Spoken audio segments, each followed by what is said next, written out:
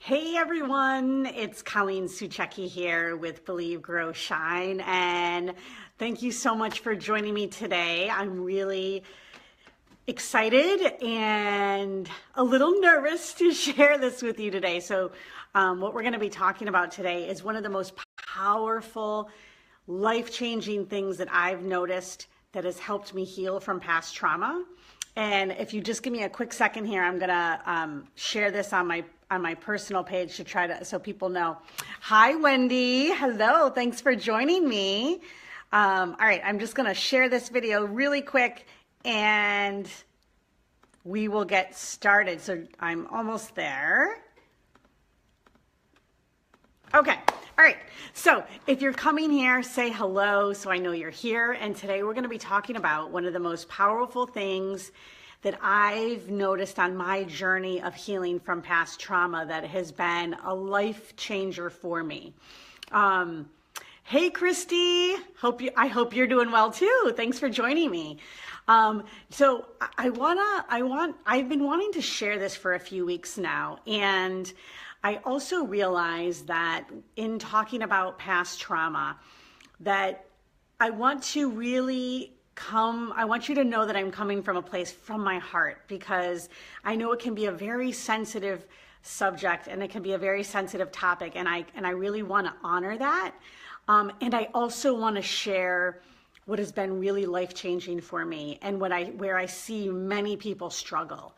So, what's been so life-changing for me around healing. Now, I'm not talking about surviving trauma. I'm talking about healing from trauma. I'm talking about not allowing it to impact your life or your decisions or how you feel about yourself. So healing, and I want to just first say that time does not heal all wounds. That's a total misconception, that if we just let time pass, because there are very specific things that happen when you go through a traumatic experience, whether it's any type of sexual abuse, emotional abuse, physical abuse, going through a divorce, having your parents go through a divorce, having an alcoholic parent or a very critical parent. So there are so many ways in which we experience what I'm calling it a traumatic experience, losing a loved one.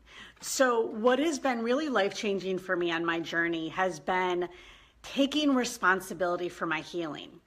Now, let me share what I mean by that, because when I say taking responsibility, it does not mean that it was your fault that happened to you. Okay, so I just want to be really clear. Taking responsibility does not mean that you deserved to have that experience happen. What it does mean is that you are responsible for rewriting the story, for whether you allow it to define you or you use it as an inspiration. So let me just share a couple personal stories so that you can understand what I'm saying and why I'm sharing this.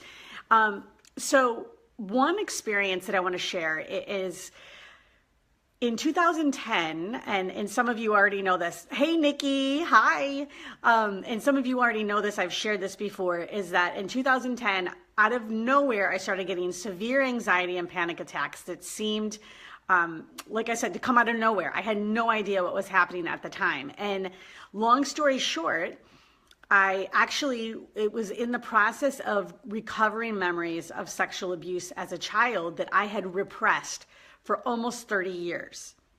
So in that time, I really, I had days where the anxiety was so bad, I could not leave my house. I could not drive a car. Hey, Melissa, I actually stopped working for 4 months during that time. So it was significant anxiety. And, an outsider looking in, you could say, you have every right, Colleen, to have that anxiety. And, I could have gone into a place of just saying, this is just what's happening to me. There's nothing I can do. And that's not the approach I took. So in this way, taking responsibility for my healing meant looking within myself at the meaning that I was giving that past experience. So the sexual abuse, the meaning that I gave that, and this was really uncomfortable and really not for the faint of heart. Let me just say that. It's really, I was going within myself and seeing what beliefs had I formed about myself from that experience. And there were a few very life-changing beliefs that I formed, which were I'm worthless, I'm unlovable, and I'm bad. Like, I thought somehow on a very deep core level that somehow I deserved to have this happen to me. And I asked myself in all of those experiences and all of those beliefs that formed, I asked myself, are these really true? Am I really worthless? Am I really unlovable? Am I really bad? Did I really deserve this? And it's in taking responsibility for those beliefs and looking deep within myself that I've really allowed myself to heal from that experience, because I had lived most of my life trying to prove my worth. I had lived most of my life trying to prove that I was a good person. And what that meant was that meant me showing up totally as a fake, inauthentic person. And again, that's not like a judgment or criticism. That's just the truth. I was constantly hustling for my worthiness, as Brene Brown says. I was constantly trying to prove that I was good enough and that I was lovable. And that meant that depending on the group of people I was in, I would show up as who I thought I needed to be in that situation for me to be liked and accepted and loved. And let me just, does anyone else can anyone else relate to anything that I'm saying? If you can, put a 1 in here, okay? If you can relate to ever showing up inauthentically or ever showing up to try to be because you wanted to belong or be loved. Maybe I'm the only one out here, but I have a feeling I'm not. And if, yeah, okay, I see a like there. Yes, Melissa, right? And when I look back in why, if I go to the root of why I was showing up in those, Julie, 1, yes, thank you for being brave. Thank you for being honest. I really appreciate it. But when I looked back at Wendy, 1, yes. And when I look back and I looked to the root of why was I showing up in that way? Why would I try to belong to all these groups of people and feel the most alone I've ever felt in my entire life? And when I went to it, it was because of these beliefs that I formed from this experience. And I said, there's no way that I am going to let this run my life anymore. There's no way. I am going to take responsibility for healing. And whatever that looks like, that's going to look different for everyone. Sometimes that means speaking your truth. Sometimes that means going through therapy and having someone support you. Sometimes that means energy work. And that's what I did. I learned a technique to help release the experience of the trauma and release the beliefs of the trauma and release the programming and the patterns of choice that stemmed from that trauma that keep you stuck in constantly trying to prove yourself and constantly trying to feel like you belong, but completely betray yourself in most situations. And in that responsibility and in that taking responsibility for my healing and taking responsibility for how I show up, I've completely changed how I show up. So, and part of that is just being here right now, talking with you about all of this. This is really vulnerable for me because I had a lot of fear about sharing about this responsibility for your healing. The fears of, oh my gosh, people are going to think that I'm so insensitive and all these stories in my head. But I said, no, this is authentic for me. So I'm going to show up that way. And also, I want to share another example is around my dad passing away. So my dad died when I was 3, unexpectedly in a motorcycle accident. And my dad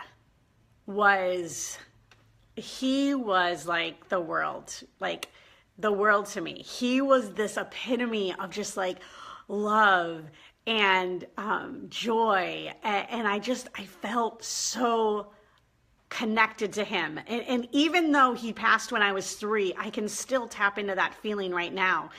And it was the most painful thing of my life to have him pass away that way. And to feel like, sometimes I even think, like, did I just imagine, like, was he ever even really here? But I know in my heart, and when I looked back into myself, in the deepest part of myself, and asked, how have I let this rule my life, and how can I take responsibility? I had pushed people away my whole life. I had pushed people and my kids away because I never wanted to ever love someone that much again, and for like the fear that they were going to die and that they were going to be taken away. If anyone can relate to this, maybe it wasn't a father passing away, but maybe a loved one. If anyone can relate, put a 2. If you can relate to not wanting anyone to get too close to you because you've had some type of experience where you felt you were afraid to ever feel that type of pain again. So that is what I, like, when I looked within myself and I said, I'm letting this rule my life, because I am so deep down, I was so afraid to ever feel that type of loss again. Thank you, Melissa. Thank you for being brave. I was so afraid to ever feel that loss again. I was holding people. Julie, thank you. Yes, thank you for being brave too. I was so afraid to ever feel that experience again that I just kept people at his arm's length, including my kids at times. Like, as awful as that is to admit, it's the truth. Oh, thank you, Julie. So taking responsibility for me meant, for me, going deep within myself, doing energy work. Taking responsibility also meant praying to God, asking God, please help me heal from this. Help me be able to open my heart again so that I can let others in, and so that I can let others see the true me, and I can show up as myself. And honestly, I feel right now in my life like I'm showing up as the most true, authentic, my most true, authentic self that I ever have. I've opened my heart. My heart feels the most open it's ever felt in my life. And that's all come from me taking responsibility for how I feel, and me taking responsibility for my healing, and saying, I do not want to let my past dictate my future. I do not want to let my past push people away from me and like make me show up in inauthentic ways just to try to get, like, feel like I belong and with people, and that they love and accept me. And how about if I love and accept myself? And how about if I build a relationship with God that is so strong in foundation that I know that God is my foundation, and my relationship with God is my foundation. And so that has been my journey, and that is what I've learned along the way of taking responsibility for your healing. And it's what I see people struggle with the most in the women that I work with, even in the men that I work with. It can be really easy to blame others, and we are in a society that absolutely fosters that and feeds that. No one ever wants to just own how they feel.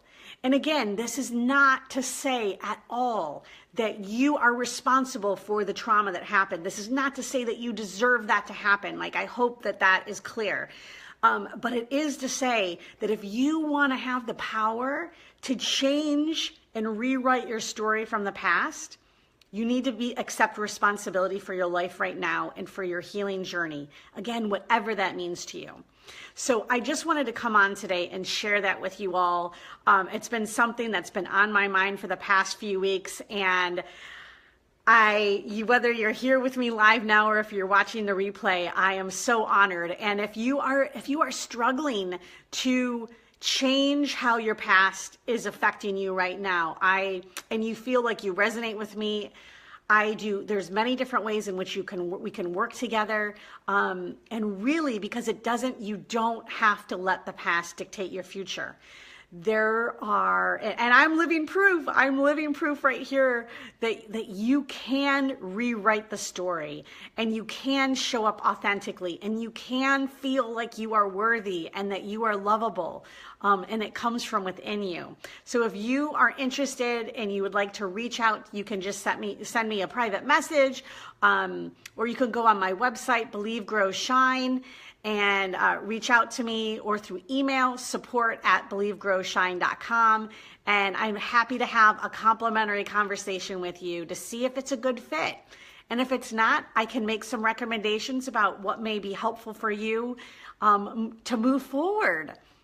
So I want to thank you all so much for being here, and I really appreciate it all. And if you have any questions, feel free to put those in the comments, or you can private message me. And I hope you all have an amazing rest of the day. All right, take care. Oh, Melissa said, thank you for sharing. Oh, you're so welcome, Melissa. Thank you so much for being here. Thank you. Thank you so much. Bye for now.